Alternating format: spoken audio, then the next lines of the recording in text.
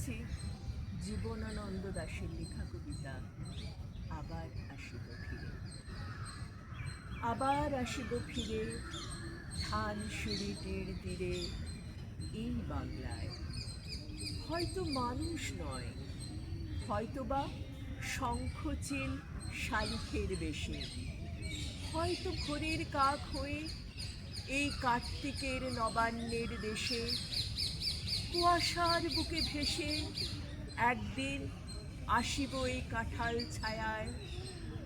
হয়তো হাঁস হব, কিশোরীর ঘুঙুর রহিবে লাল পায়, সারাদিন কেটে যাবে কলমের গন্ধ ভরা জলে ভেসে ভেসে।